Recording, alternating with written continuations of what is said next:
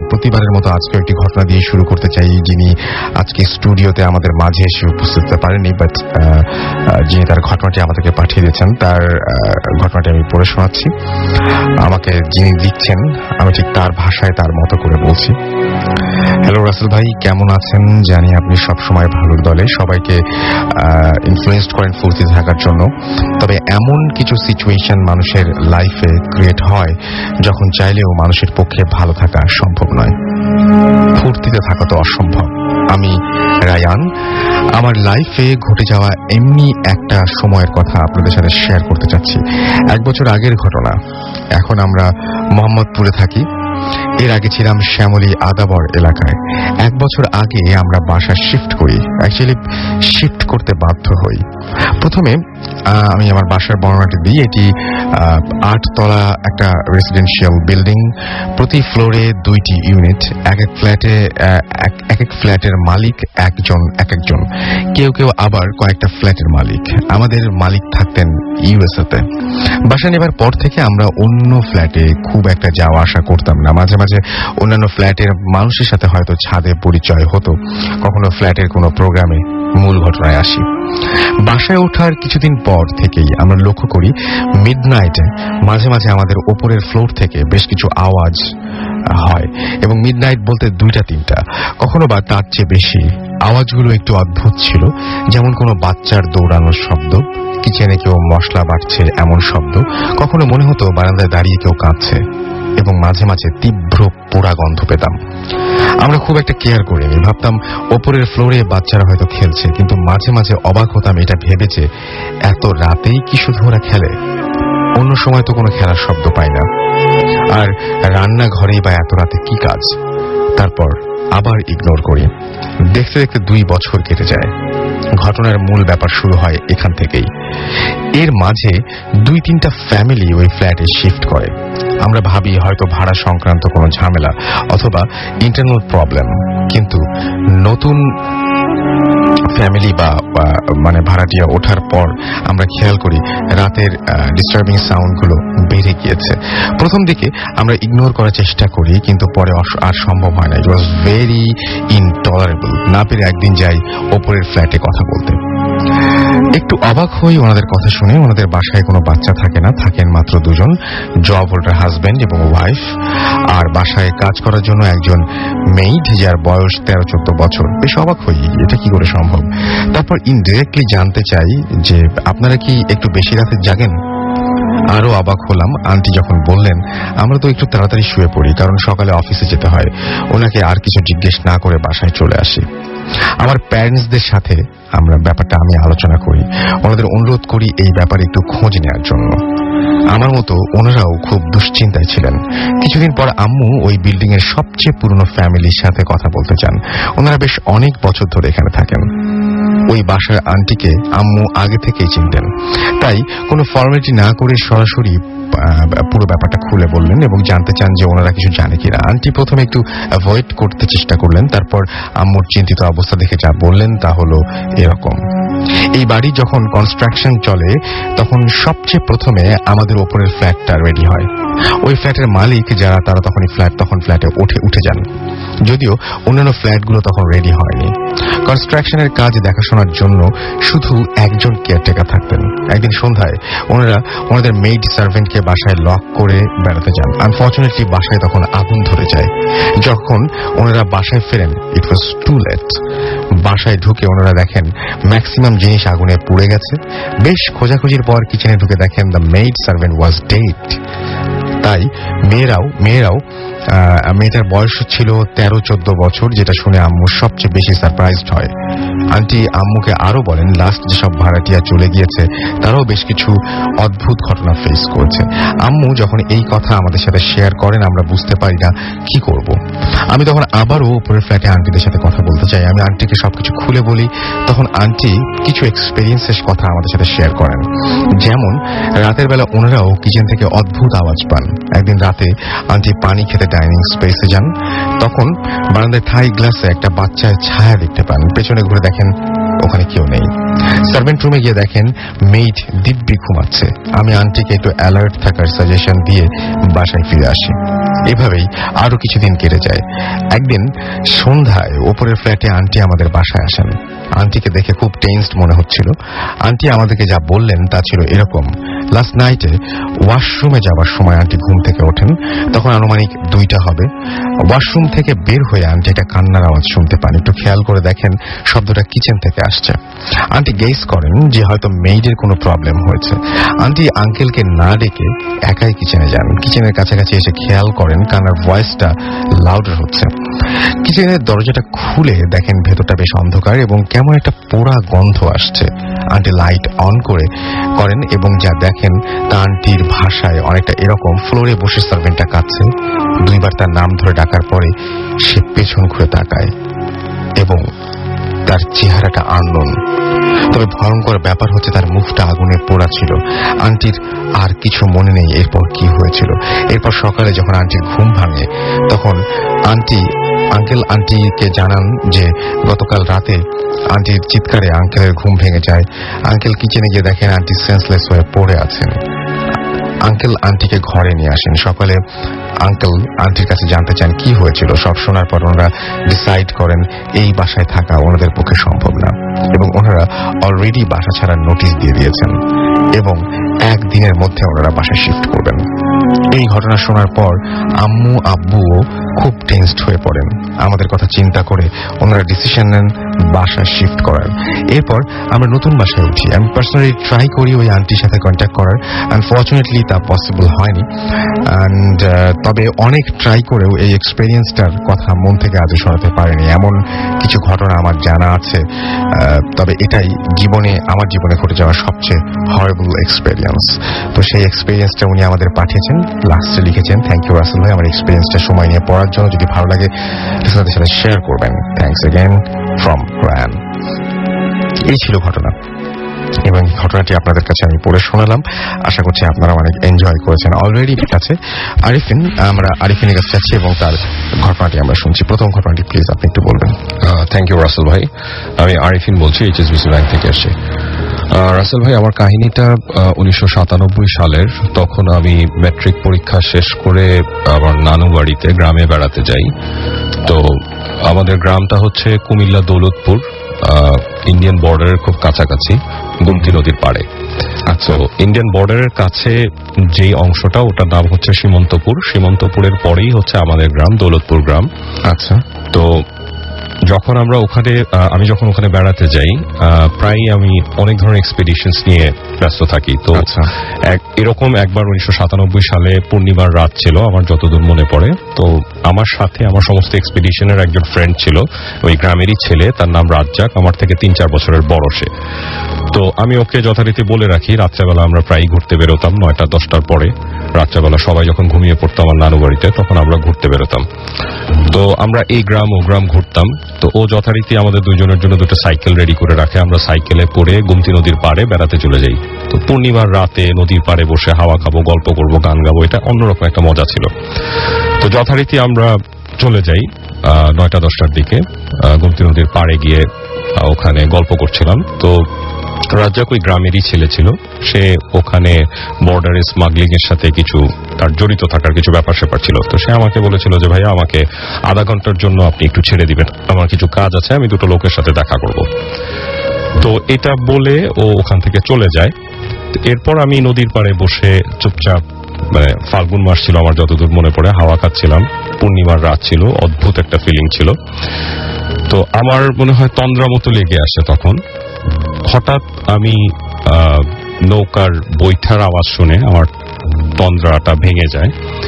তো আমি যেটা হয়েছিল যে আমি রাজ্জাক যখন চলে যাচ্ছিল, আমি রাজ্জাককে বলেছিলাম যে রাজ্জাক, আমার খুব নদীতে নৌকা ভ্রমণ করতে ইচ্ছা করছে, নৌকা চড়তে ইচ্ছা করছে, কোনোভাবে যদি কোনো জেলে বা মাঝি যদি দেখো কোনো ব্যবস্থা করা যায় কিনা। তো ও বললো যে ভাইয়া এই রাত্রেবেলা, রাত 10টা বাজে, এখন গভীর রাত গ্রামে, এখন আপনি কোনো মাঝি টাঝি এক্সপেক্ট করেন না। তো আমরা যেখানে বসেছিলাম তার কিছু দূর সামনেই হচ্ছে একটা নদীর ঘাট আছে। তো ওই ঘাটের কাছে কিছু নৌকা বাঁধা থাকতো সবসময়, জেলেপল্লীর নৌকা। আর সীমন্তপুরে ওখানে আপনার একটা জেলেপল্লী আছে, ওই জেলেপল্লীতে 150-200 জেলে পরিবার থাকে। তারা সব ম্যাক্সিমাম হচ্ছে সনাতন ধর্মাবলম্বী। আর ওই জায়গার একটা ছোট্ট একটা বর্ণনা আমি একটু বলি। সেটা হচ্ছে নদীর ওই পাড়টা, গোমতী নদীর ওই পাড়টা নোম্যান্স ল্যান্ড, ইন্ডিয়া বা বাংলাদেশের কারো সীমান্তে নেই, কিন্তু ওই নোম্যান্স ল্যান্ডের মধ্যে ওটা হচ্ছে লো ল্যান্ড, ধানি জমি। ওখানে ধানি জমির কিছুটা দূরে ওখানে একটা কালী মন্দির আছে এবং একটা শ্মশান ঘাট আছে ছোট। ওই সনাতন ধর্মাবলম্বী যারা এই পারে থাকতো তারাই ওটা ইউজ করত। এবং কথিত আছে, গ্রামের মানুষ বলে যে আজ থেকে আপনার 40 বা 60 বছর আগেও ওখানে নরবলি প্রথা ছিল ব্রিটিশ আমলে। এবং এটা আমি বলছি 97 থেকে 40 বা 60 বছর আগে। এবং 20 বছর আগে পর্যন্ত ওখানে আপনার পাঠা বলি দেওয়া হতো ওই কালী মন্দিরে, এবং সনাতন ধর্মাবলম্বীরা তারা প্র্যাকটিস করতেন, তাদের ধর্ম প্র্যাকটিস করতেন। তো এরপর থেকে বিভিন্ন ঘটনা এবং এরকম কিছু ইনফ্লুয়েন্সিয়াল কিছু ঘটনার কারণে ওই কালী মন্দিরটা পরিত্যক্ত হয়ে যায়। এবং আমরা ওই গ্রামে যতদূর জানতাম যে ওই মন্দিরটা বিভিন্ন বাজে কাজে ব্যবহার করা হয়, স্মাগলাররা ইউজ করে, তারা তাদের স্টোর হিসেবে ওইটাকে ইউজ করে। তো ওইদিকে কেউ যেতে চেত না রাতের বেলা, অনেক খুন খারাপিও হয়। তো এই ঘটনাগুলো আমার তখন জানা ছিল। তো আমি নদীর পাড়ে বসে যখন এরকম ঝিমুচ্ছিলাম, রাজ্জাক চলে গিয়েছিল, ঠিক ওই মুহূর্তে আমার তন্দ্রাটা ভেঙে যায়। আমি বৈঠার আওয়াজ শুনতে পাই, নৌকার মধ্যে একজন নৌকা বেয়ে আমার দিকে আসছে।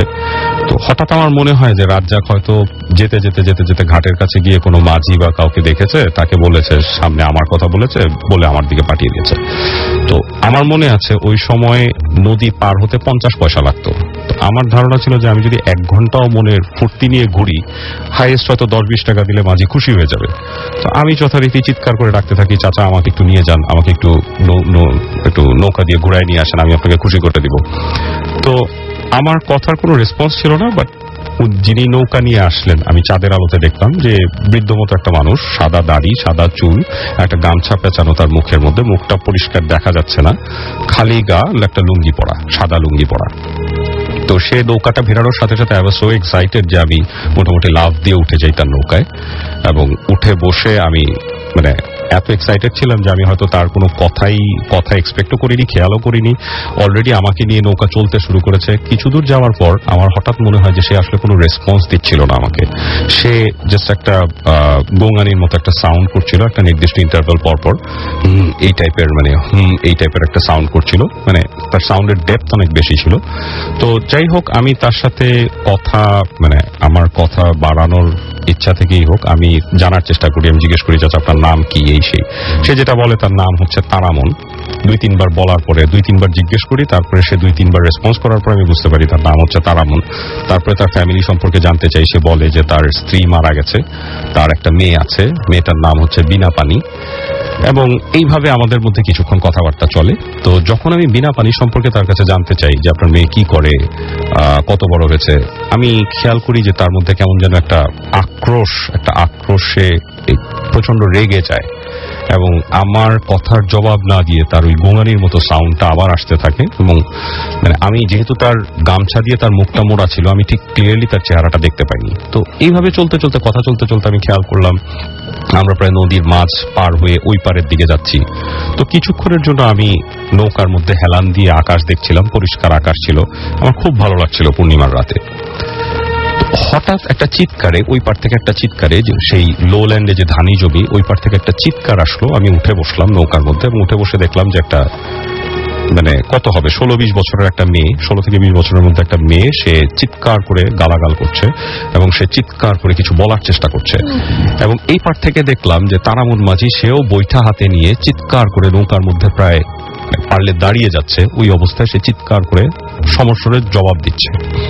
তো ঘটনার আকস্মিকতায় আমি হয়তো তখন মানে কি করতে হবে বুঝতে না পেরে আই ওয়াজ জাস্ট থিংকিং যে মানে আমি জানি যে আমি সাঁতার পারি, খুব বেশি বিপদ দেখলে আমি হয়তো ঝাঁপ দিব, তো সাঁতরে চলে যাব।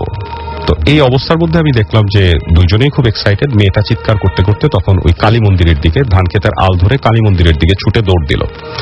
এবং তারামন মাঝিও প্রচন্ড আক্রোশে নৌকা নিয়ে ঠিক ওই বরাবর ওই পারের দিকে যাচ্ছে, মেয়েটার দিকে যাচ্ছে। যেতে যেতে যেতে যেতে এবং এত জোরে উনি নৌকাটা চালাচ্ছিলেন, মানে বইটা এত জোরে মারছিলেন যে আমার ধারণাটা যে ভুল ছিল। আমি ভাবছিলাম উনি বৃদ্ধ, ওনার শরীরে এত শক্তি থাকার কথা না, যে নৌকার বইটা প্রচন্ড জোরে উনি আঘাত করছিলেন। তো যাই হোক, 1.5 থেকে 2 মিনিটের মধ্যে উনি একটা ভালো ডিস্টেন্স কভার করে ওই পারে পৌঁছে যান, এবং ওই পারে সে নৌকাটা কোনো মতে ধাক্কা দিয়েই লাফ দিয়ে নেমে মেয়েটার পেছনে ছুটতে থাকেন।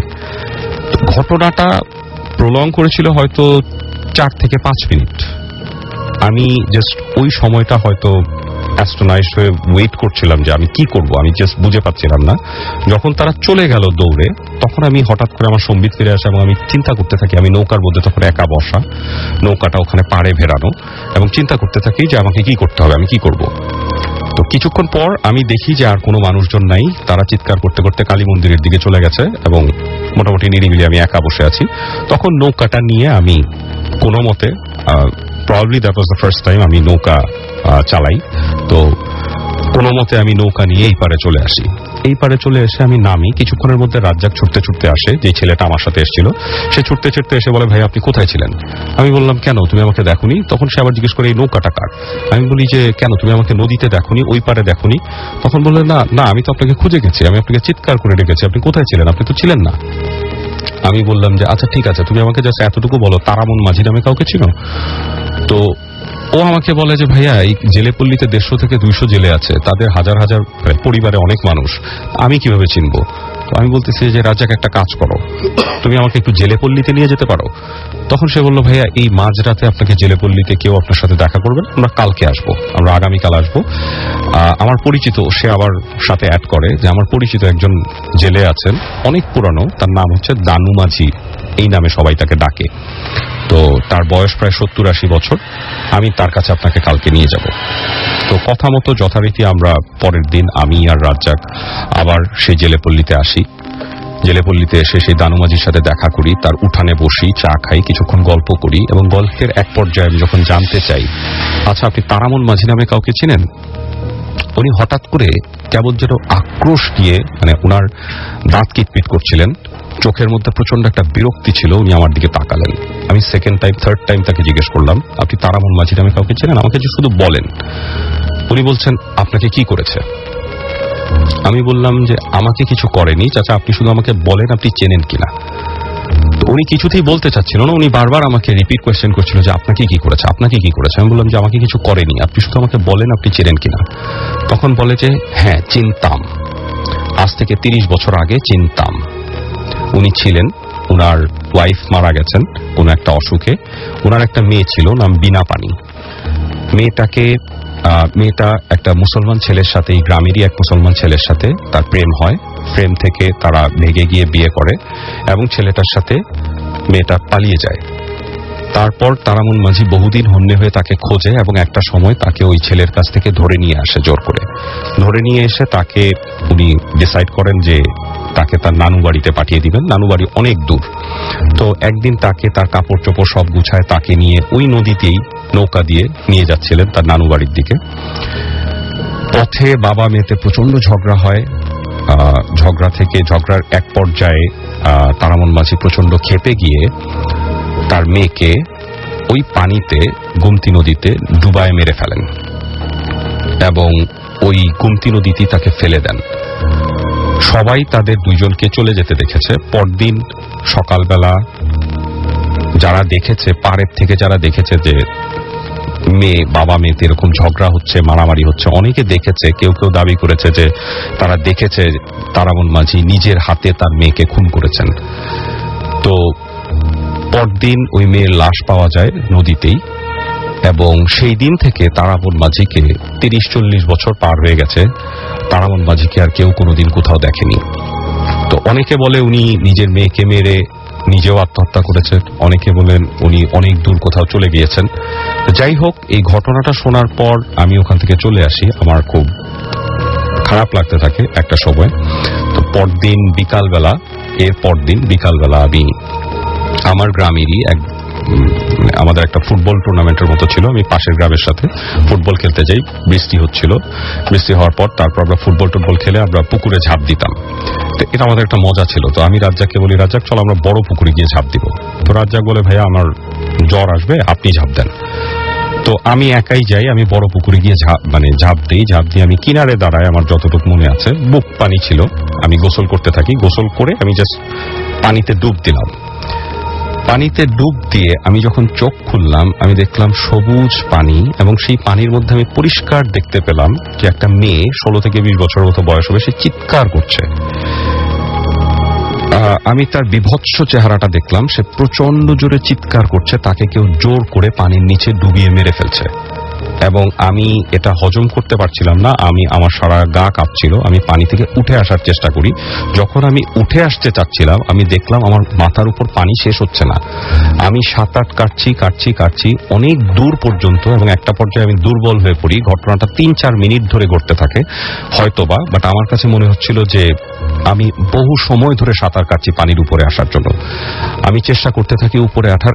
একটা পর্যায়ে আমার হাত পা কাঁপতে থাকে, এবং আমি মনে মনে আয়াতুল কুরসি মনে করতে থাকি। আমার ধারণা ছিল না, আমার ধারণা হচ্ছিল যে আমি হয়তো ওখানেই শেষ হয়ে যাব। দেন অনেকক্ষণ সাঁতার কাটার পরে আমার কাছে মনে হলো যে আমি জাস্ট নিঃশ্বাস নিতে পারছি। আমি হঠাৎ আকাশ দেখলাম, আমার মুখটা ভেসে উঠলো, আকাশ দেখলাম, এবং আমি অবাক হয়ে যখন দেখলাম, আমি খেয়াল করে দেখলাম যে আমি ঠিক পুকুরের মাঝখানে। পুকুরের মাঝখানটা অনেক গভীর ছিল, আমি আগে থেকেই জানতাম, এবং কোনো অবস্থাতেই আমি পুকুরের মাঝখানে সাঁতার কেটে আসিনি। তো রাসেল ভাই, আমার ঘটনাটা এখানেই শেষ হয়। আমি এখনো যখন এই ঘটনাটা মনে করি আমার গা শিউরে ওঠে। ওকে, আপনাকে অনেক অনেক অনেক অনেক ধন্যবাদ এমন একটা চমৎকার ঘটনার জন্য। আমি শাফিন আহমেদ বলছি। আমাকে যখন রিকোয়েস্ট করা হলো যে আমার কোনো অভিজ্ঞতা আছে কিনা, কোনো ভৌতিক বা প্যারানর্মাল কোনো অভিজ্ঞতা আছে কিনা, তখন আমি বলেছিলাম যে আমার আসলে বেশ কিছু গল্প আছে বলার। তো সেখান থেকে আজকে একটা গল্প বলবো। গল্প তো নয়, একটা কাহিনী বলবো, যেটা আমার ছোটকালের দেখা, ছোটকালের অভিজ্ঞতা। এটা বেশ ভয়ানক ছিল, ওই বয়সের জন্য বেশ ভীতিকর। এটা স্টোরিটা অ্যাকচুয়ালি কলকাতার। আমার জন্ম কলকাতায়, তো এবং শুরুর দিকের কয়েক বছর কলকাতায় কেটেছে। কলকাতার তখন থাকতাম অ্যান্টনি বাগান লেন, এই জায়গায়। বাবা মা এবং আমরা 3 ভাই। এই বাসাটা এখন বুঝি যে বাসাটায় খুব বড় ধরনের সমস্যা ছিল। এটা একটা একতলা বাসা ছিল, 2 কি 3টে বেডরুম, বারান্দা, পিছন দিকে খোলা কিছুটা বাগান, এবং বাগানের শেষ মাথায় বেশ কিছু বড় বড় গাছ, কলা গাছ এবং আদার বড় বড় গাছ রয়েছে, এবং বাউন্ডারি ওয়ালের পিছনে অন্যান্য বাসা ইত্যাদি। ছোটকালের ঘটনা হলেও এটা যেহেতু মনে বড় ধরনের দাগ কেটেছে, আমার পরিষ্কার মনে আছে। দ্যাট ইজ কয়েকটা ঘটনায় বাসায়। একটা বলি, যেমন আমরা 3 ভাই এক ঘরে শুয়ে আছি। একদিন রাতে শুয়ে আছি, বাবা মা পাশে ঘরে শুয়ে আছি। আমি দেখলাম ঘরের আধা অন্ধকার ঘরে দেওয়াল দিয়ে কিছুটা লাইট জ্বালানো থাকতো, যেহেতু আমরা ছোট থাকতাম। দেওয়ালে একটা বড় হাতের ছাপ নড়ছে, ঘুরছে। দেওয়াল বেয়ে একটা ছায়া যেভাবে মুভ করে, একটা হাতের ছায়া মুভ করছে দেওয়ালের উপরে। হাতের সাইজটা যেটা দেখলাম সেটা হবে আনুমানিক প্রায় 2 ফিট মতো লম্বা, বলতে রিস্ট পর্যন্ত, কিন্তু হাত এবং রিস্ট পর্যন্ত, এলবো পর্যন্ত না।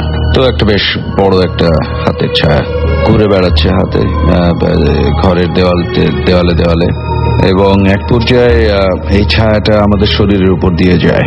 শরীরের উপর দিয়ে গেলে যাওয়ার পরে তার পরের দিন থেকেই আমরা খুব বেশ বড়ভাবে অসুস্থ হয়ে যাই। বেশ বড় ধরনের জ্বর এবং নানা ধরনের অসুস্থতা, 3 জনেরই স্বাস্থ্য একদম খুব সিরিয়াস প্রবলেম হয়ে গেল পরের দিন থেকেই। এ বাসাতে প্রতিদিন রাতে শুতে যেতাম যখন, তখন শুনতাম বারান্দায় পিছনে যে বাগানের এলাকাটা রয়েছে বললাম, সেখানে একটা চৌবাচ্চা ছিল। চৌবাচ্চা মানে যে একটা পানি স্টোর করার যে হাউসটা, ওপেন পানি স্টোর করা থাকতো ওখানে। এই চৌবাচ্চায় প্রতিদিন রাতে আমি শুনতাম ঝপঝপ করে কেউ গোসল করছে।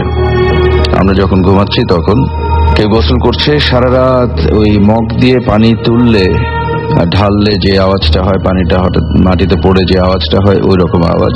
ঝপঝপ করে সারা রাত ধরে পানি দিয়ে মনে হয় কেউ গোসল করছে। এবং সকালে উঠতাম, উঠে চৌবাচ্চায় গিয়ে দেখি চৌবাচ্চা খালি। প্রতিদিন চৌবাচ্চা সকালে খালি, রাতের বেলা ভরা হতো, দিনের বেলা ভরা হতো, রাতে ভরা থাকতো। সে অবস্থায় আমরা ঘুমাতে যেতাম। সকালে উঠে দেখতাম চৌবাচ্চা খালি এবং সারা রাত এই কারো গোসল করার আওয়াজ পাচ্ছি।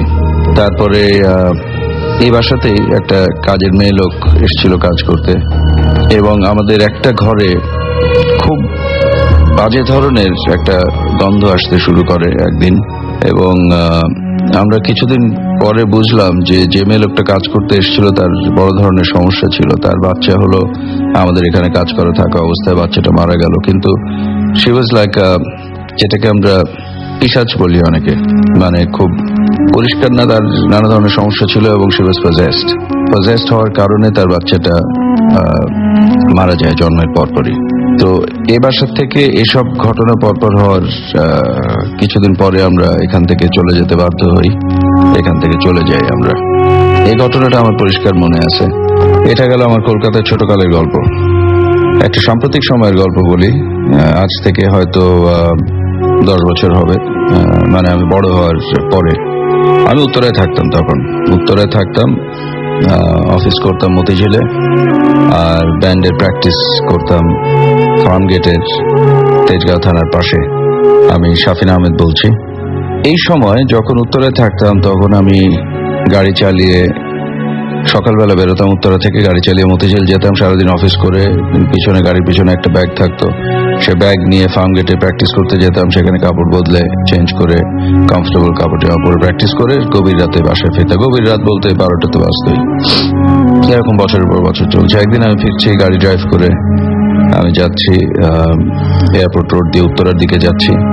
তখন এয়ারপোর্ট রোডে ডিভাইডার দেওয়া হয়ে গেছে, এখন যে ডিভাইডারটা দেখা যায় এটাই। ওই সময় আমি যেহেতু 10-12 বছর আগের কথা বলছি, এতটা বিজি ছিল না রাস্তা, এবং রাস্তার দুপাশে এখন যেরকম নিকুঞ্জ হয়েছে এলাকাটা, তখন ওই এলাকাটা কিন্তু খালি ছিল এবং ঢালু, মোটামুটি চাষাবাদের জমি, এর বেশি কিছু না। খুব কম, ইভেন যদি খড়ের ঘর বা টিনের ঘরও চিন্তা করি, সেগুলো খুব একটা চোখে পড়ে না, এরকম একটা অবস্থা। এয়ারপোর্ট রোড দিয়ে উত্তরার দিকে যাচ্ছি, 4 নম্বর সেক্টরে থাকতাম। আমার আশপাশে আর কোনো গাড়ি নেই, আমার আশপাশে, অর্থাৎ আমি যেদিক দিয়ে যাচ্ছি উত্তরের দিকে, সামনে বা পিছনেও কোনো গাড়ি নেই। আপাতত শুধু আমার গাড়িটাই চলছে। আমার দৃষ্টিতে আমার থেকে প্রায় 100 হাত দূরে বা 50 হাত দূরে আমি দেখলাম ডান দিক থেকে, অর্থাৎ ডিভাইডারের ওপাশ থেকে একটা সাদা জামা পরা, সাদা দেখতে পাচ্ছি একটা মানুষ এদিকে ডিভাইডারের দিকে আসছে ক্রমশ। অর্থাৎ আমার উত্তরের দিক ফেস করলে ডান দিকের থেকে আসছে, বাম দিকে আমার দিক রাস্তার এই পাশে আসছে, এবং সাদা কাপড় চোপড় পরা। এই লোকটা দেখলাম, আমি ওর কাছাকাছি যাওয়ার আগেই ও ডিভাইডারটা যে ক্রস করলো, ডিভাইডারটা ওর বেয়ে উঠতে হয় নাই, ডিভাইডারের কোনো গ্যাপ না, কিছু না, ও জাস্ট তরল পদার্থের মতো ডিভাইডারের রাস্তার ওপাশ থেকে এপাশে চলে আসলো, উইদাউট এনি এফার্ট এবং নিশ্চিন্তে, নির্বিঘ্নে, এবং শরীর কোনো অহেতুক নাড়াচাড়া করার প্রয়োজন হয় নাই তার। এবং ডাইনে বায়ে লোকটা তাকালো না একবারও, ডাইনে বায়ে কোনো গাড়ি আসছে কিনা, রাস্তা ক্রস করছে একেবারে ওপাশ থেকে এপাশে আসবে, একবারও তাকালো না। খুব শান্তভাবে সে আমার গাড়ির দিকেও তাকালো না। সে ডিভাইডারটা ক্রস করলো, যেটা বললাম যে মনে হলো একটা লিকুইড বা একটা এমন একটা জিনিস যেটা সহজেই একটা বাধা বিপত্তির মধ্যে দিয়ে ক্রস করে চলে যেতে পারে, তরল পদার্থের মতো। যখন রাস্তার এপাশে আসলো তখন ভালো করে দেখলাম যে লোকটা সম্পূর্ণ সবকিছু সাদা, অর্থাৎ চুল সাদা, তার লম্বা দাড়ি আছে, দাড়ি সাদা, সাদা পাঞ্জাবি ধরনের লম্বা ঢিলা শার্ট বা পাঞ্জাবি, এবং সাদা লুঙ্গি বা পাজামার মতো, সবকিছু হোয়াইট। কিন্তু লোকটা একবারও তাকালো না আমার দিকে, ডিভাইডারটা ক্রস করলো পানির মতো, ক্রস করে ওপাশ দিয়ে হেঁটে নেমে চলে গেল বাম দিকে, যেখানে ঢালু, এবং হারিয়ে গেল সম্পূর্ণ। সাদা জিনিসটা অন্ধকারেও কিন্তু একটা সাদা পোশাক পরা মানুষকে দেখা যাবে কিছুটা হলেও, এবং রাস্তায় তো কিছু লাইট জ্বলছে। বাম দিকে যখন চলে গেল ঢালু দিয়ে, রাস্তাটা ক্রস করার পরপরই তাকে আর আমি দেখতে পেলাম না। আমি তার পজিশনটা যখন ক্রস করলাম তখন আমাকে স্ট্রাইক করলো, মাথায় যে স্ট্রাইক করলো যে এটা কি হলো, কি দেখলাম, এটা সারা আশপাশে একটা মানুষ নাই, আর একটা গাড়ি নাই, লোকটা সম্পূর্ণ সাদা পোশাক পরা ক্রস করছে এবং সাদা দাড়ি সাদা চুল। এটা কিভাবে ক্রস করলো লোকটা? আমি কিন্তু তখন গাড়ির স্পিড কিছুটা স্লো করেছি। আমি জাস্ট চিন্তা করলো হোয়াট ইজ হ্যাপনিং, কি হলো এটা, জিনিসটা আমি কি দেখলাম এইমাত্র। তারপরে আমি গাড়ি স্লো করে বাম দিকে তাকালাম যে লোকটা যে রাস্তার ওপাশে গেল, ওপাশে আছে কি। আমি তাকে দেখলাম ওপাশে কিছুই নেই, কিন্তু লোকটাও নেই। লোকটা মিলিয়ে গেল সম্পূর্ণ, মানে বাম দিকে রাস্তা ক্রস করার পরপরই লোকটা হারিয়ে গেল অন্ধকারে। আমি দেখলামই না। এবং আমি জানি রাস্তা ক্রস ডেইলি যেহেতু ওখানে করছি, ওখানে কোনো ঘর নাই, কোনো বাড়ি নাই, কিছুই ছিল না। এবং এই জিনিসটা আমার কাছে খুব অস্বাভাবিক লেগেছে। আমার মনে হয় definitely this was A spirit.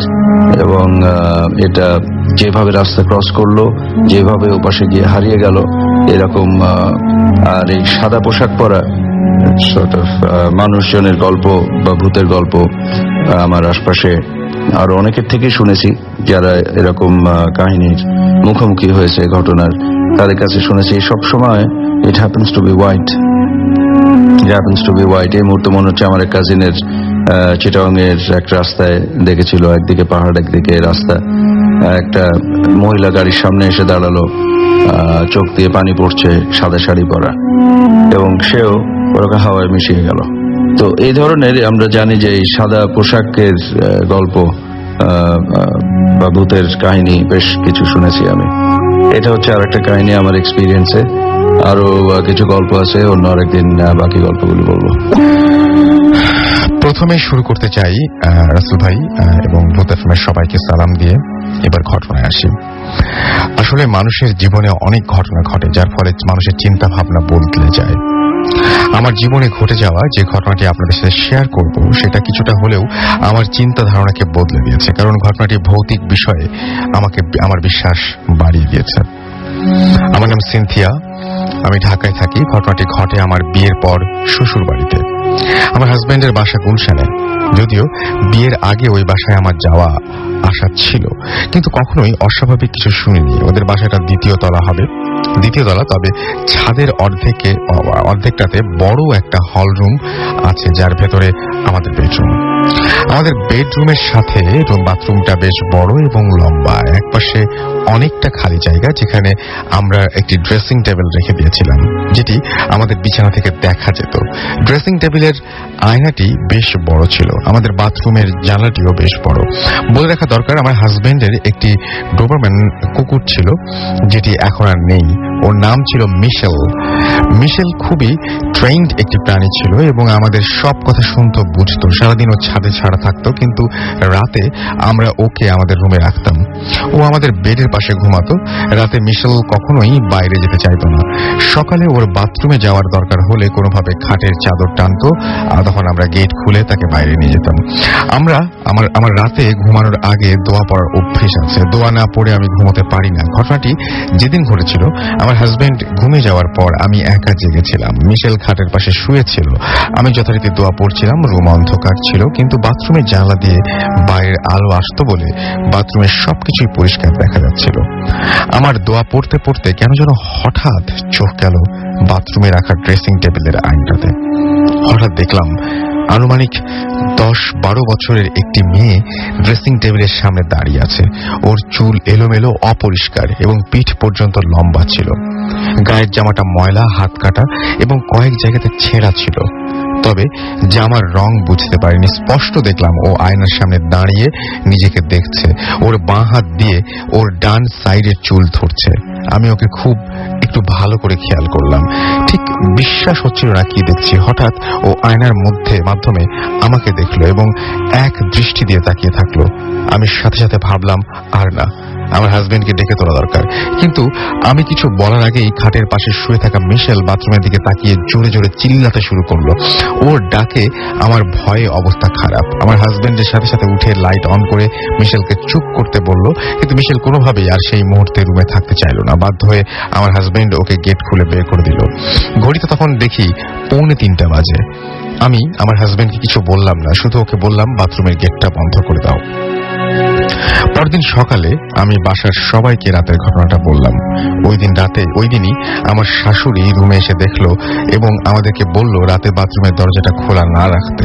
মুরব্বীরা বলে যেহেতু আমার নতুন বিয়ে হয়েছিল আমার খুব সাবধানে থাকতে হবে। তারপর আমাদের রুমে অনেক দোয়া কালাম লাগানো ছিল। এরপর আর কখনোই খারাপ কিছু দেখিনি, কিন্তু কিছু প্রশ্ন রয়ে গেছে। আমি কি ভুল দেখেছিলাম? তবে মিশেল কেন ওই মুহূর্তে বাথরুমের দিকে তাকিয়ে অস্থিরভাবে চিল্লাচ্ছিল? এই ছিল ঘটনা এবং ঘটনাটি আমি পড়ে শোনালাম। আমাদের ছোট্ট আরেকটি ব্রেকে যেতে হবে এবং ব্রেকের পরে আমরা আবারও ফিরে আসবো। তার আগে জানিয়ে দিই, আমাদের যদি SMS করতে চান তাহলে মোবাইলের আপনি আপনার নামটা বলবেন এবং কোথা থেকে এসেছেন প্লিজ একটু বলবেন। জি রাসেল ভাই, থ্যাংক ইউ।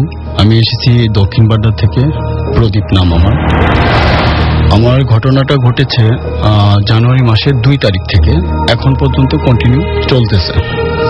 তো 2 তারিখ অফিস শেষে আমি হাতিরঝিল প্রকল্প যখন উদ্বোধন হইতেছিল তখন ওই অনুষ্ঠানটা দেখতেছিলাম। তো হঠাৎ করে আমার বাসা থেকে রাত 9টার দিকে একটা ফোন আসলো। আমার ওয়াইফ আমাকে ফোন করলো যে আমাদের বাসায় কে বা কারা জানি দরজায় জোরে জোরে নক করছে আর লাথি মারতেছে আর কি। তখন আমি কোনো কিছুই না চিন্তা করে আমার ভাগ্নের সাথে ছিল মাহফুজ, ওকে নিয়ে দৌড়ে বাসায় চলে গেলাম। বাসায় যাওয়ার পরে আমার বাসার মালিককে ডাকলাম, সবাই মিলে সব জায়গায় চেক করলাম, গেটটা লাগানো ছিল, কোনো লোক নাই। তারপরে আমি আবার একটু নিচে যাই ওষুধ আনতে, আনার পরে তখন আবার আমার ওয়াইফ ফোন করে যে আবার শব্দ হচ্ছে।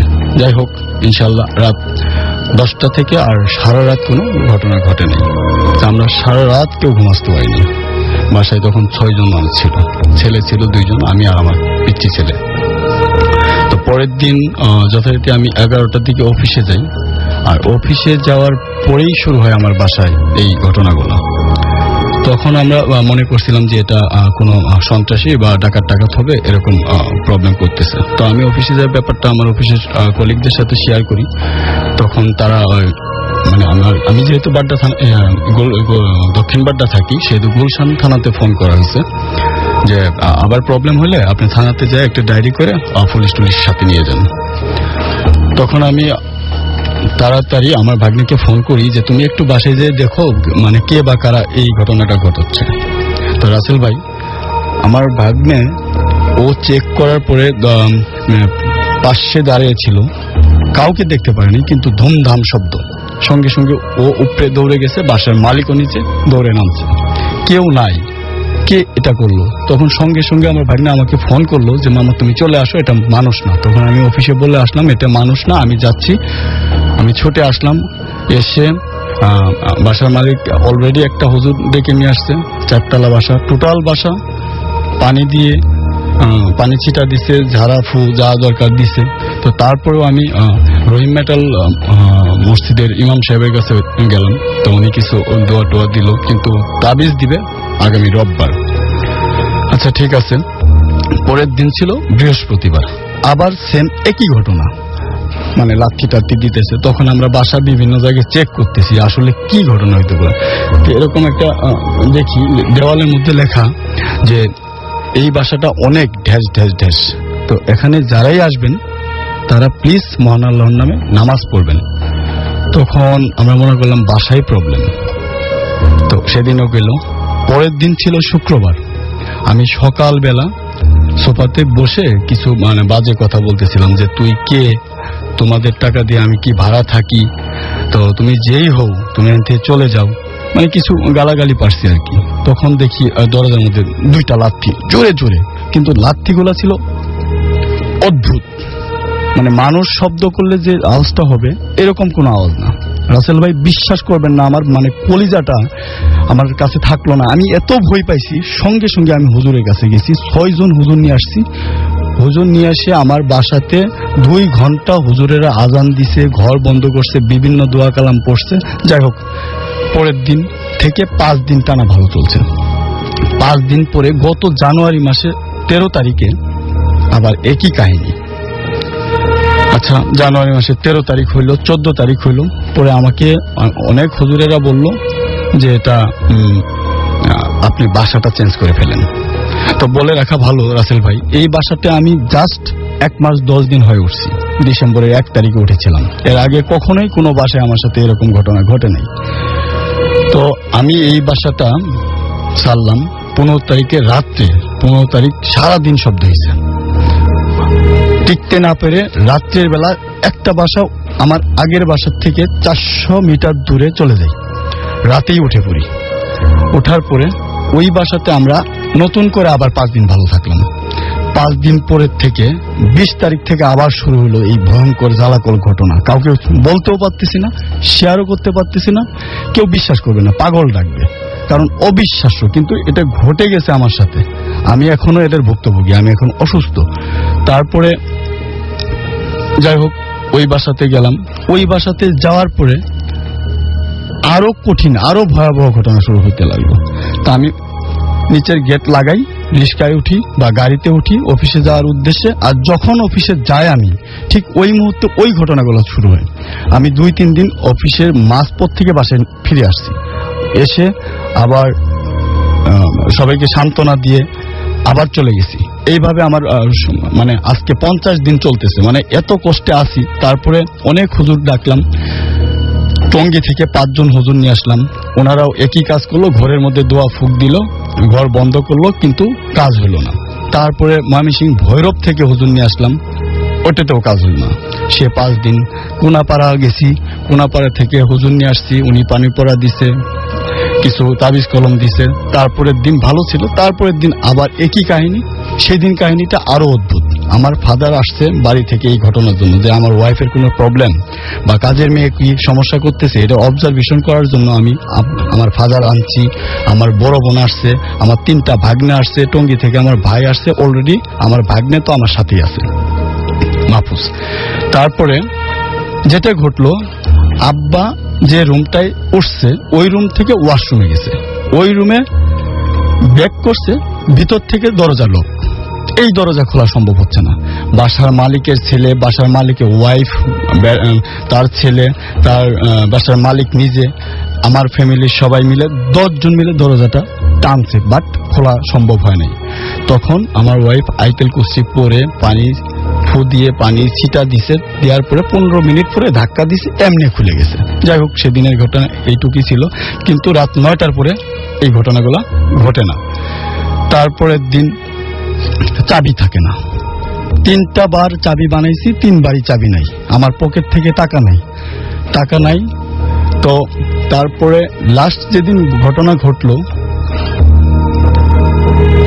আমি অফিস থেকে ছুটি নিছি একদিন। সেদিন ছিল বৃহস্পতিবার। ছুটি নেওয়ার পরে আমার ছেলের স্কুলের বেতন দিতে আসছি গুলশান 2-এ। ইসলামী ব্যাংকে বেতন টেতন দিয়ে আমি বাসার দিকে যাচ্ছি। তখন আমার ওয়াইফ আমাকে ফোন দিয়ে বলতেছে, আমাদের ফ্রিজে তো ব্রেডটা পাওয়া যাচ্ছে না। তো বললাম যে তুমি খুঁজে খাজে সে তোষকের নিচে দেখে ব্রেডের প্যাকেটটা। ওকে ওই জায়গা থেকে বের করছে, বের করে আবার ফ্রিজে রাখছে গরম করে, ধোয়া পরে। আবার ওই পাউরুটিটা দেওয়াল শোকেজের ভিতরে আটকানো। কিভাবে গেল ওখানে? টেনশন। যাই হোক, তখন বলছে যে এরা কি এগুলোই পছন্দ করে? ফ্রিজে তো নুডলস আছে, ভাত আছে, ওগুলো নিতে পারে না।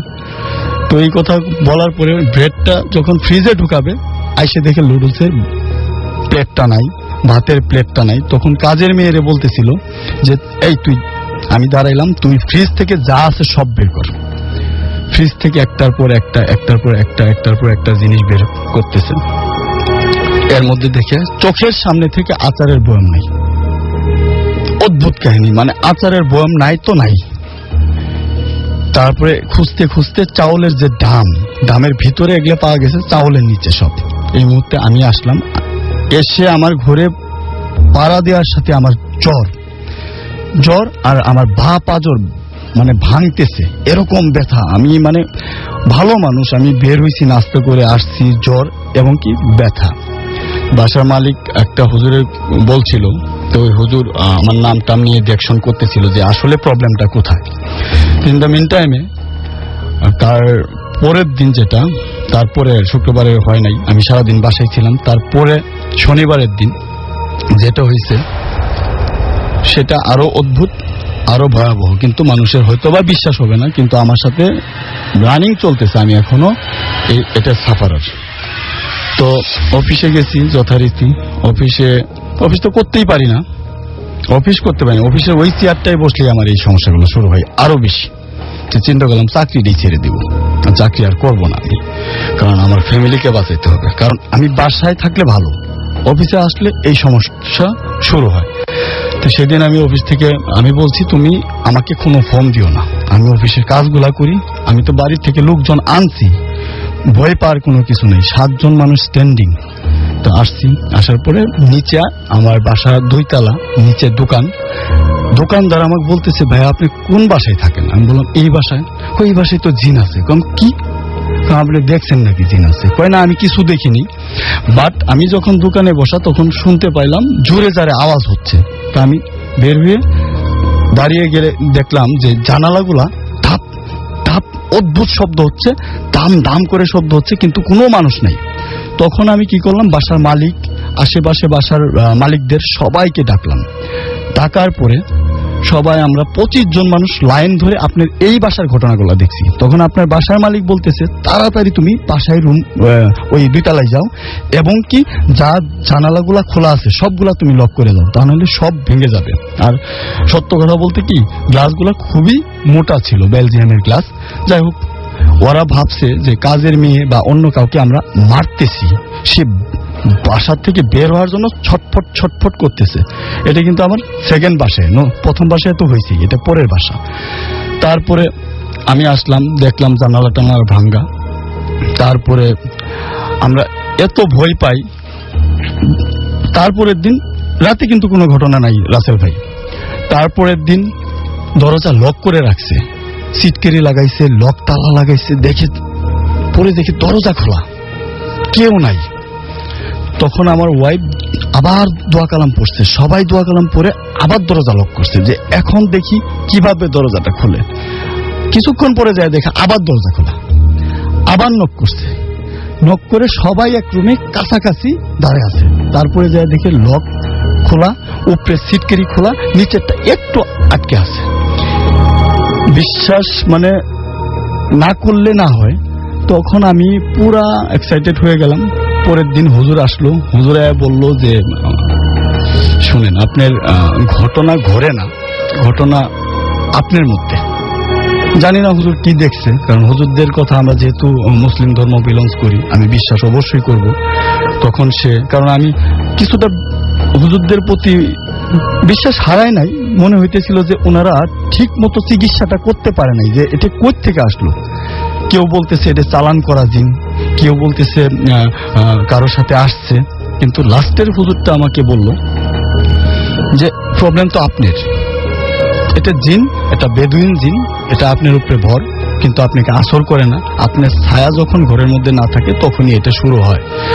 তো হুজুর আমাকে যেদিন প্রথম দিন আমার এখানে পাজর ভাঙতেছে, এত ব্যথা, সে আমাকে বসাইলো।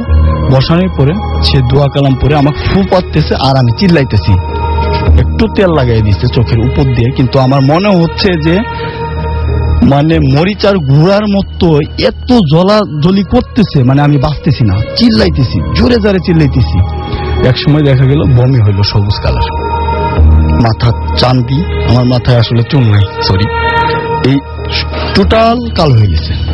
তো সেইভাবে 2 দিন ঝাড়া দিছে, মানে আমি অল টাইম কান্নাকাটি করছি, কিন্তু আমি কিছুই দেখিনি নিজে। 2 দিন যাওয়ার পরে ভালো, ঝাড়া দিতেছে ভালো, ঘরে কোনো শব্দ নাই, আমি সুন্দর অফিস করতেছি। কিন্তু লাস্টে লাস্ট রবিবারে হয়েছে। হওয়ার পরে হুজুরকে আমি ফোন দিলাম, খুব রাগ করে ফোন দিছি যে আপনি কি হুজুর, আপনি চ্যালেঞ্জ করলেন, আবার হইলো, আমি কি ঢাকা ছেড়ে চলে যাবে? অন্যদিকে আমার ছেলে স্কুলে 20 দিন হয় স্কুলে যায় না। মায়ের ভয় যদি কোনো গাড়ির ড্রাইভার যদি ড্রাইভার সেজে নিয়ে যায়, আমার যেহেতু চাবি হারাইতেছে, টাকা হারাইতেছে, প্রবলেম তো প্রবলেম, স্কুলে যাওয়া স্টপ, স্কুল থেকে ফোন, যাই হোক এনিওয়ে ওটা কাভার করছে অন্যভাবে।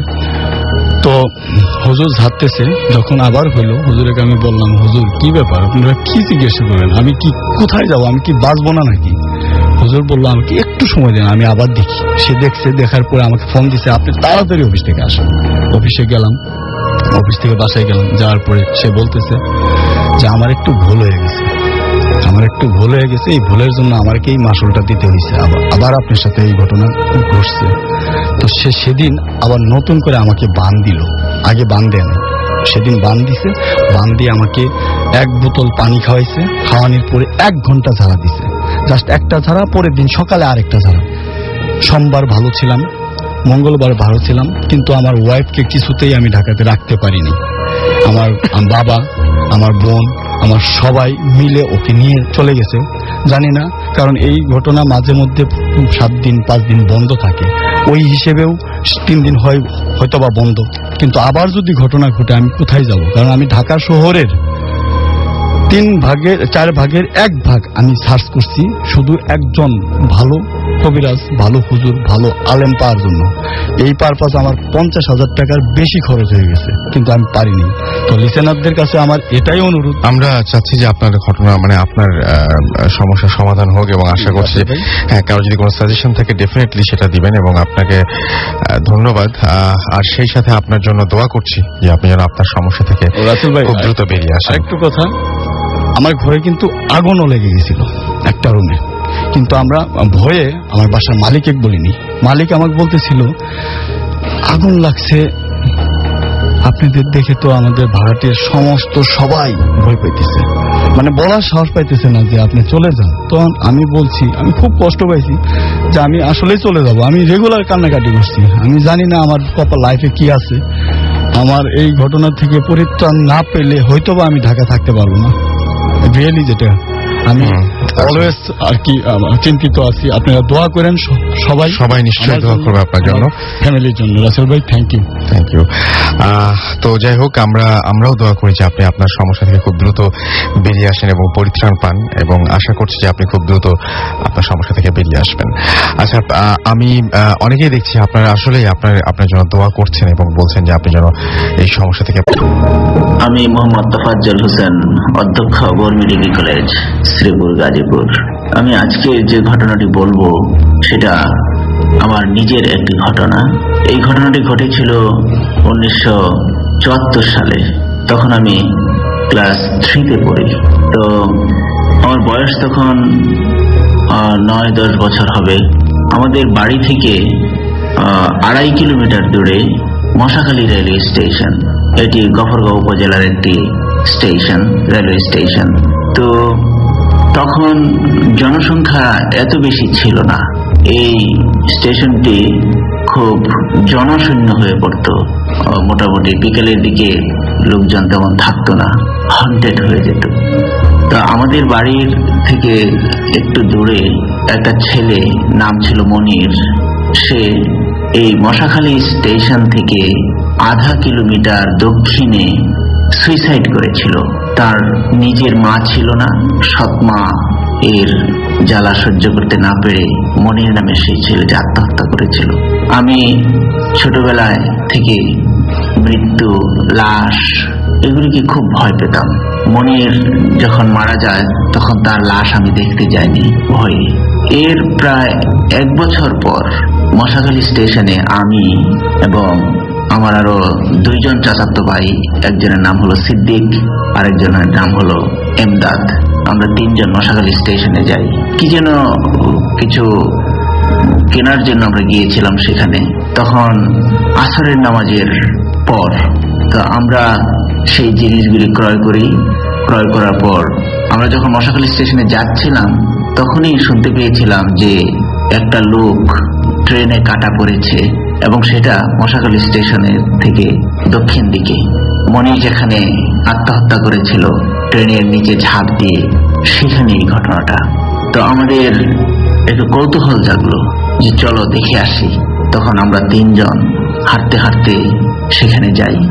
গিয়ে দেখি যে লোকটা ট্রেনে কাটা পড়েছে তার ঠিক ঘাড় থেকে তার মাথাটা আলাদা, এবং এই মাথাটাকে রেলের দিকে ফিরিয়ে একটু নিচু জায়গায় রাখা হয়েছে, যাতে তার মুখমণ্ডলটা মানুষ দেখতে পায় এবং যদি কেউ চেনে তাহলে যেন তাকে শনাক্ত করতে পারে। আর ওই লোকটার বডিটা উপর হয়ে পড়েছিল একটু দূরে।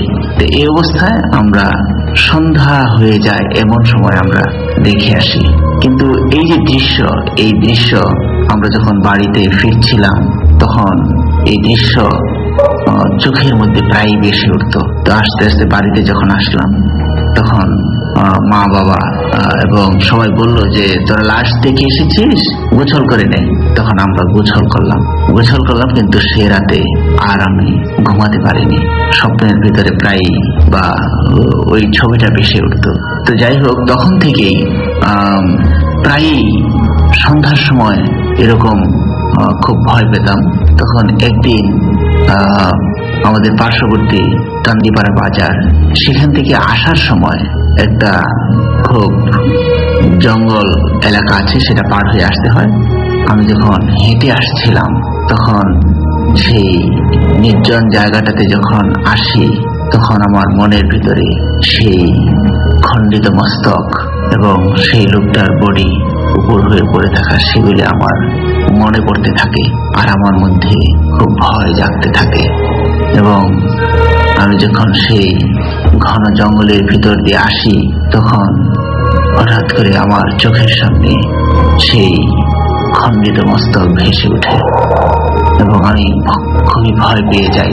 আমার মনে হলো যে সেই খণ্ডিত মস্তক ঝোপের ভিতর থেকে আমাকে উঁকি দিয়ে দেখছে এবং যে কোনো শব্দই যেন আমার পিছে তাড়া করে। তখন আমি দ্রুত সেইখান থেকে চলে যাওয়ার চেষ্টা করি এবং ভয়কে তাড়ানোর জন্য আমার মনে আছে আমি গান করতে শুরু করি, জোরে জোরে গান করি ভয়কে তাড়ানোর জন্য।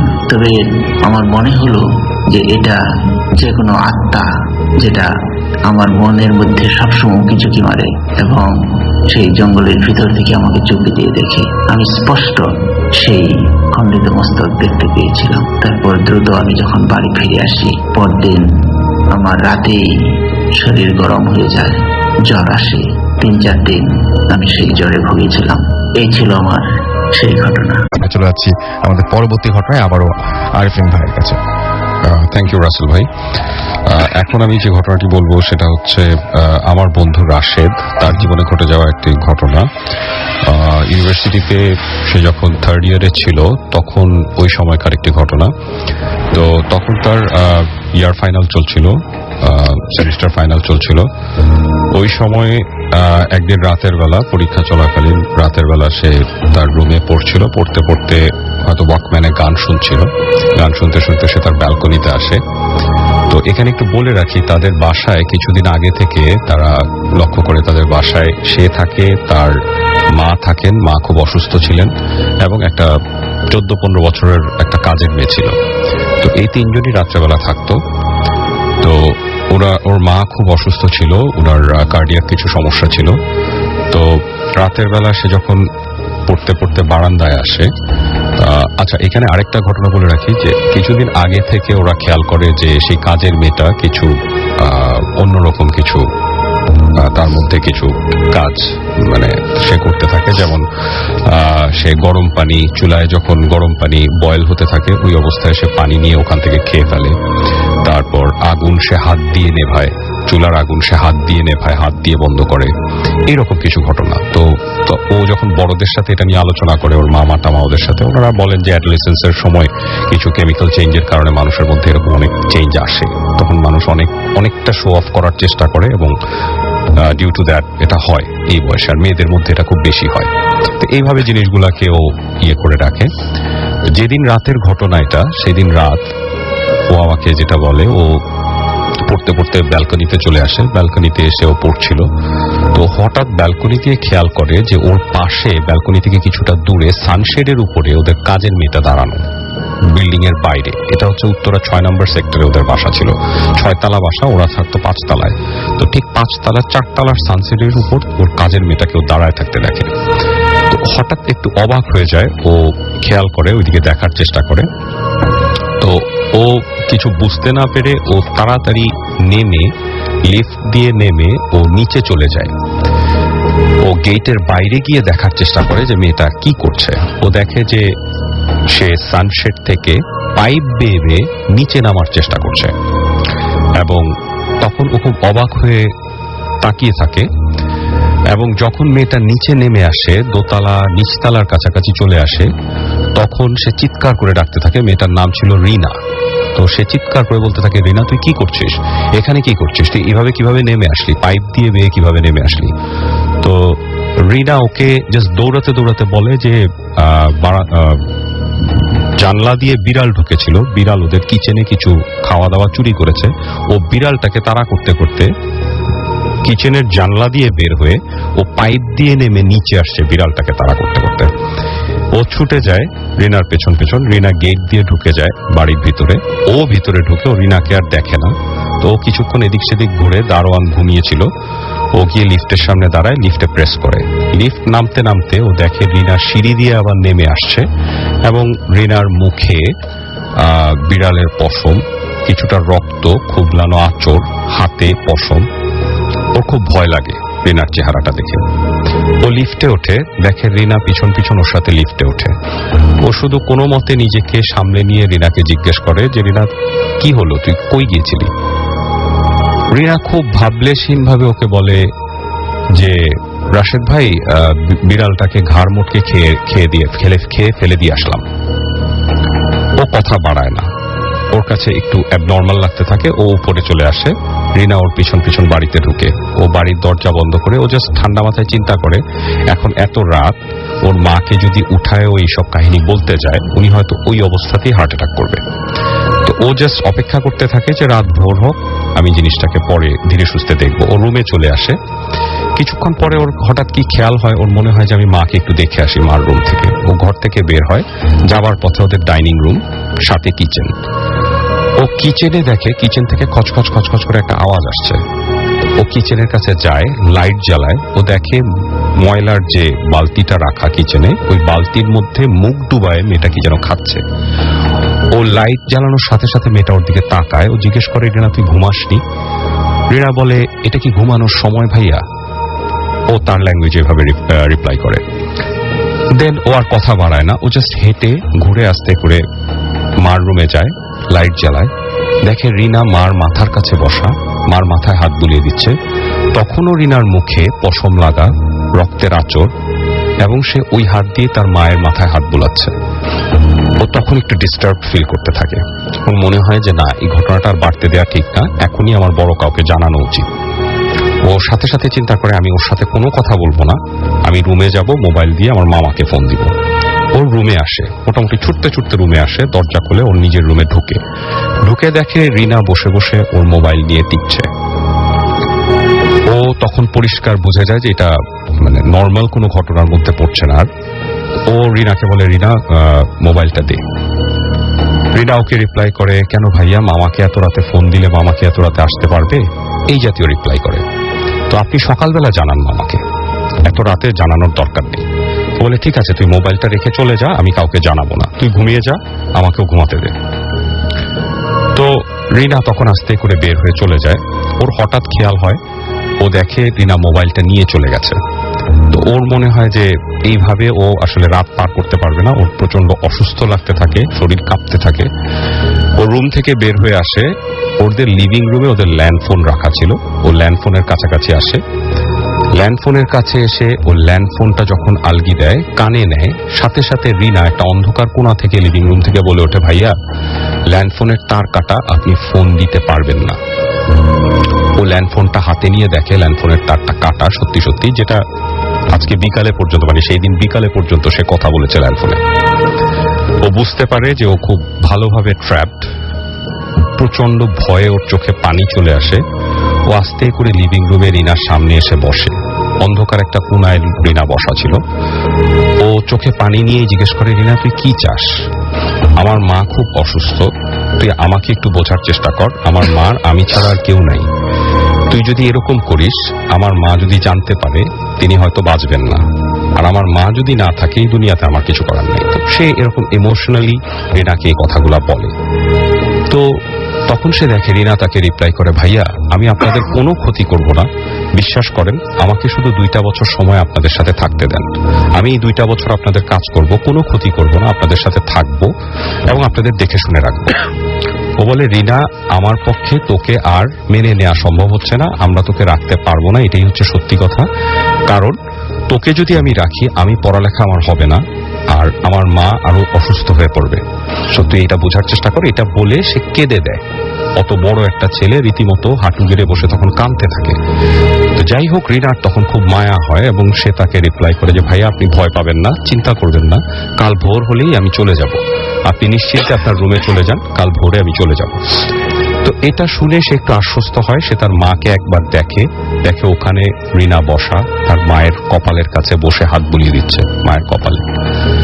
সে আশ্বস্ত হয়ে চলে আসে রুমে, গুটি সুটি মেরে কোনো রকমে পড়ে থাকে জাস্ট বিছানায়। একটা সময় যখন তার ঘুম ভাঙে সকালবেলা, প্রচন্ড চিৎকার চেঁচামেচি আওয়াজ, সে দেখে তার পাড়া প্রতিবেশীরা সবাই তাদের বাসার চারপাশে ঘিরে দাঁড়িয়ে আছে। সে ছুটে বের হয়ে আসে, মার রুমে যায়। তার প্রথম ধারণা ছিল যে মার কিছু হয়েছে। সে মার রুমে যায়, দেখে মা কাঁদতেছে। সে মাকে জিজ্ঞেস করে, মা কি হয়েছে? তো সে যেটা জানতে পারে যে রিনা ভোরবেলা ছাদ থেকে লাফ দিয়ে পড়ে আত্মহত্যা করেছে এবং তার লাশ তখনও নিচে রাখা আছে। তো ঘটনাটা শেষ এভাবেই হয় না, এরপরে রিনাকে আজিমপুর কবরস্থানে কবর দেওয়া হয়। ওই সময় 2003 সালে পেপারে আসে উত্তরায় 6 নম্বর সেক্টরে ছাদ থেকে পড়ে আত্মহত্যা করেছে, এটার পুলিশ ইনকোয়ারি হয়, সবকিছু হয়। এবং রিনার গ্রামের বাড়ি অনেক প্রত্যন্ত অঞ্চলে, পঞ্চগড়ের কাছে অনেক প্রত্যন্ত অঞ্চলে, সেখানে যে ঠিকানাটা তাদের কাছে ছিল, কোনোদিন 2 বছর রিনা তাদের সাথে ছিল, কোনোদিন তার গ্রামের বাড়ি থেকে কেউ তার সাথে যোগাযোগ করতে আসেনি। তো আমার বন্ধু রাশেদ, সে তার দায়িত্ব বোধ থেকেই ওই ঠিকানায়, তার গ্রামের বাড়ির ঠিকানায় তার বাবা মাকে একটা চিঠি লেখে। চিঠির মধ্যে ঘটনা যতটা সম্ভব আড়াল করে সে খুব সুন্দরভাবে পুরো ঘটনাটা লিখে একটা চিঠি পাঠিয়ে দেয়। এরপরে সেই চিঠিরও কোনো রিপ্লাই আসে না। তখন তার মধ্যে একটা অপরাধ বোধ কাজ করতে থাকে। 2 মাস কেটে যায়। 2 মাস পরে সে ডিসিশন নেয় যে সে গ্রামের বাড়িতে যাবে, রিনার বাবা মার সাথে দেখা করবে, এবং যথারীতি সে ছুটে যায় গ্রামের বাড়িতে। সে অনেক কষ্ট করে পঞ্চগড়ের একেবারে অজপাড়া গায়ে সে খুঁজে বের করে তার বাবার সাথে দেখা করে, তাদের বাড়িতে যায়, তার বাবার সাথে দেখা করে, বসে কথা বলে, উঠানে বসে তার বাবাকে ঘটনা যতটুক সম্ভব সে বলে। বলার পরে রিনার বাবা তাকে বলে যে, সাহেব আপনারা অনেক পয়সাওয়ালা মানুষ, আপনারা ভালো ডাক্তার দেখান, আর এই বয়সে নেশা টেশা করা ছেড়ে দেন। তো হঠাৎ সে একটু হতভম্ব হয়ে যায় তার কথা শুনে। বলছে, আপনি কি বলতে চাচ্ছেন আমাকে বলেন, আমি সত্যি আপনার মেয়েকে আজিমপুর কবরস্থানে দাফন করে আসছি আমার নিজের হাতে। তখন বলছে, আপনি দাফন করে আসছেন? 2 মাস আগে আমার মেয়ে আমার কাছে চলে আসছে, সে আপনাদের কাছে থাকবে না। বলছে, আপনার মেয়ে এখন কোথায়? বলছে, আমার মেয়ে আমার রান্নাঘরেই আছে, আপনি যান, ঘরের ভিতরে যান, গিয়ে দেখে আসেন। সে ভিতরে যায়, ভিতরে গিয়ে দেখে মাটির ঘর, মাটির ঘরে মাটির চুলার কাছে রিনা বসে বসে রান্নার কিছু একটা করছিল। সে রিনার সাথে কথা বলার চেষ্টা করে, রিনা তার সাথে কোনো কথা বলে না, প্রচন্ড রাগ এবং অভিমান নিয়ে অন্যদিকে ঘুরে থাকে। সে অনেক বোঝানোর চেষ্টা করে, রিনা কি হয়েছিল আমাকে একটু বল। রিনা তাকে অ্যাজ ইফ চিনতেই পারে না, এমন একটা আচরণ করে। সে ফিরে আসার সময় রিনার বাবাকে জিজ্ঞেস করে, আপনি কি চিন্তা করছেন, তাহলে আমি চলে যাচ্ছি, আপনি কি চিন্তা করছেন? সে রিনার বাবা শুধু এতটুকুই বলে, ওর বিয়ে ঠিক করে রেখেছি, খুব বয়স্ক একটা লোক, পয়সাওয়ালা লোক, তার কাছে আমরা বিয়ে দিয়ে দিব। এবং দেন সে এই ঘটনা শুনে চলে আসে। ঘটনার ঠিক 2 বছর পরে সে একটা চিঠি পায়, যে চিঠির মধ্যে রিনা তাকে চিঠি লিখে যে, ভাইয়া আজ ভোরে আমার স্বামী মারা গেছেন, আমার বৃদ্ধ স্বামী মারা গেছেন, ঠিক এই 2টা বছর সময় আমি আপনার কাছে চেয়েছিলাম আপনাদের কাছে থাকার জন্য, আপনারা আমাকে থাকতে দেননি। ঘটনাটা এখানেই শেষ হয় রাসেল ভাই। ওকে, থ্যাংক ইউ সো মাচ। আমাদের হাতে আসলে সময় একেবারে আজকে শেষ হয়ে গেছে। আমাদের কাছে আরো বেশ কিছু ঘটনা ছিল, সেগুলো আশা করছি আমরা আগামী সপ্তাহে আবারও চেষ্টা করব আপনাদের সবাইকে শোনাতে। আমরা আবারও যাবার আগে জানিয়ে দিই যে আমাদেরকে যেভাবে SMS করতে হবে সেই নিয়মটি আপনারা জানেন, কিন্তু সেই SMS এখন আর দরকার নেই। তবে কারা কারা SMS করেছেন সেটা আমি পড়ে ফেলতে পারি।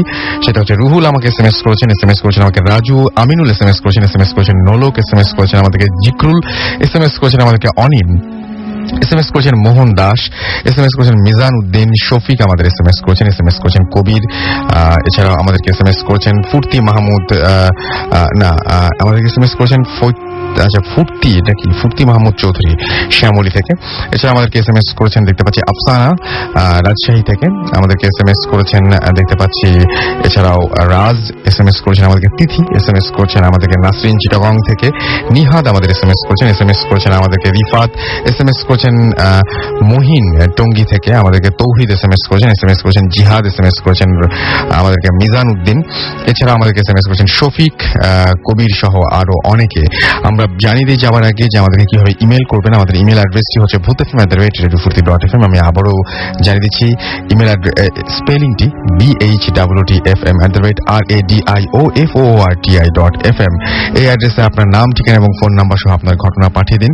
আগামী সপ্তাহে ঠিক রাত 11:59 আবারও হাজির হয়ে যাব এবং সেই সাথে আমাদের একটা ছোট্ট একটা বিজ্ঞাপন বিরতি রয়েছে এবং বিজ্ঞাপন বিরতির পরপরই থাকবে একটা ছোট্ট ফাইল, যেখানে রেকর্ডের একটা ফাইল, যেটা একটা অডিও ক্লিপ, যেটা আমাদের লিসনার একজন পাঠিয়েছেন।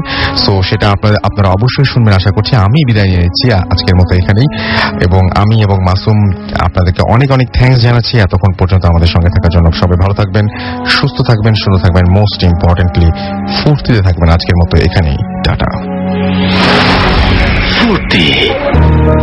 হ্যালো লিসেনার্স, আমি সনেট নওগাঁ থেকে বলছি। আমি আজকে আমার লাইফে ঘটে যাওয়া একটি এক্সপিরিয়েন্স আপনাদের সঙ্গে শেয়ার করতে যাচ্ছি। ঘটনাটা শুরু হয় আমি নভেম্বরের মাঝামাঝি সময়ে। সেই সময় আমি ইন্ডিয়ায় গিয়েছিলাম। আমি ইন্ডিয়াতে ঢুকি তখন বিকেল হয়ে যায়। বালুরঘাটে আমরা নাইট হল্ট করি একটা হোটেলে এবং পরদিন সকালে আমাদের ট্রেন ছিল। তো আমি রাতে যখন খাবার দাবার সেরে আমি আর আব্বু রুমে ঢুকে যাই, তখন আমার হঠাৎ করে টয়লেটে যাওয়ার ইচ্ছে হয়।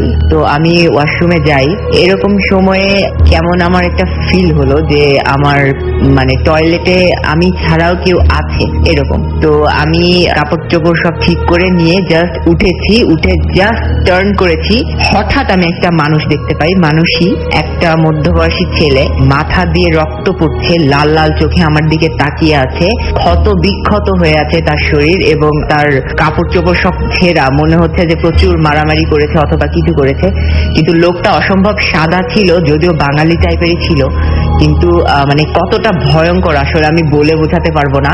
আমি সজোরে চিৎকার দিই এবং আমার চিৎকারে আব্বু চলে আসে এবং আমি সঙ্গে সঙ্গে বের হয়ে আব্বুকে জড়িয়ে ধরে চিৎকার করতে থাকি। আমি কিছুই বলতে পারি না। পরে আব্বু আমাকে জিজ্ঞেস করেছিল, আমি ভাবলাম যে হয়তো হ্যালোসিনেশন হবে বা কিছু হবে। অনেকে ট্রান্সপ্লান্ট টাইপের কিছু দেখতে পাই যে এপার থেকে ওপার দেখা যায়, আমি কিন্তু এরকম কিছু দেখিনি। আমি ডাইরেক্ট একটা মানুষ দেখেছিলাম।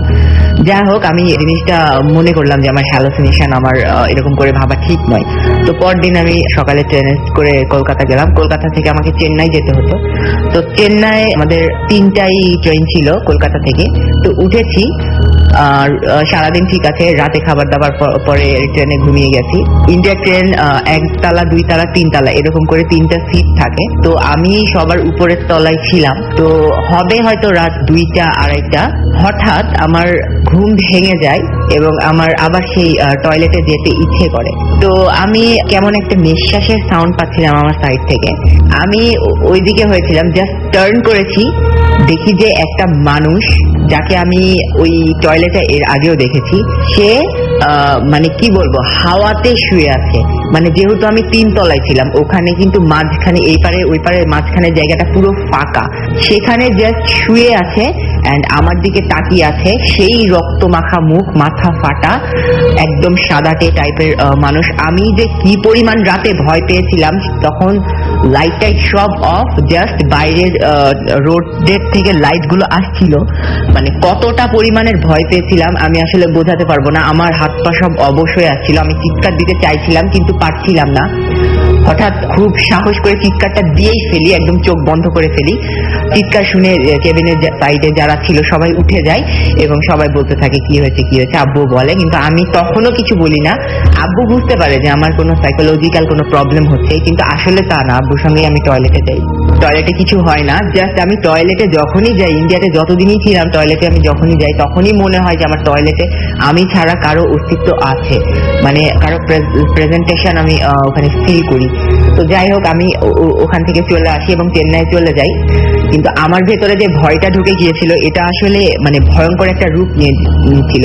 আমি চেন্নাই যাই ট্রিটমেন্টের জন্য, তো আমি হসপিটালে বসে আছি, আবার সে আমার টয়লেটে যেতে ইচ্ছে করলো, তো আমি প্রস্রাব করার জন্য টয়লেটে গেলাম।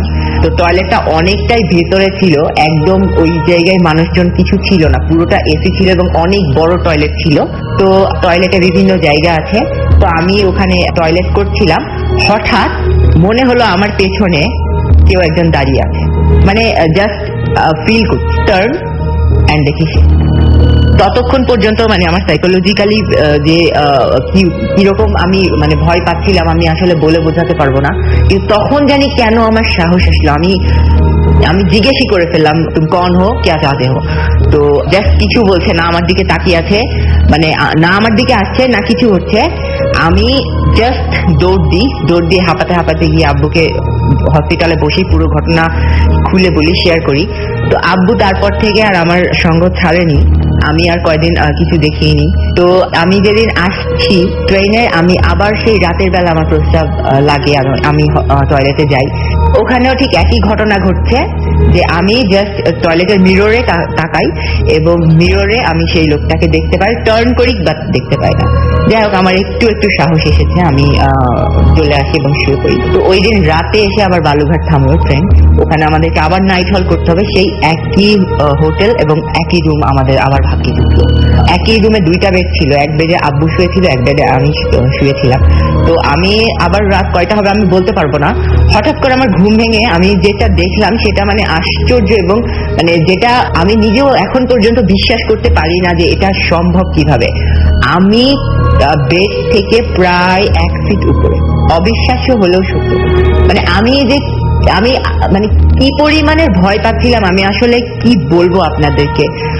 আমি বেড থেকে না হলো 1 ফিট উপরে, অ্যান্ড সঙ্গে সঙ্গে চোখ বন্ধ করে চিৎকার এবং ধাক করে নিচে পড়ে যায় এবং আমার মাথা ব্যথা পায়। আব্বু উঠে যায় এবং সান্ত্বনা দেয়, এবং তারপর দিন আমরা বাংলাদেশে চলে আসি। বাংলাদেশে আসার পর থেকে আসলে আমার সঙ্গে এরকম কিছু হয়নি, তবে ব্যাপার হচ্ছে যে অনেকের সঙ্গে অনেক হরর জিনিস ঘটে, অনেক প্যারানর্মাল জিনিস ঘটে যেগুলোর এক্সপ্লেনেশন পাই, বাট আমি তো চলেই আসলাম কিন্তু কোনো এক্সপ্লেনেশন পেলাম না।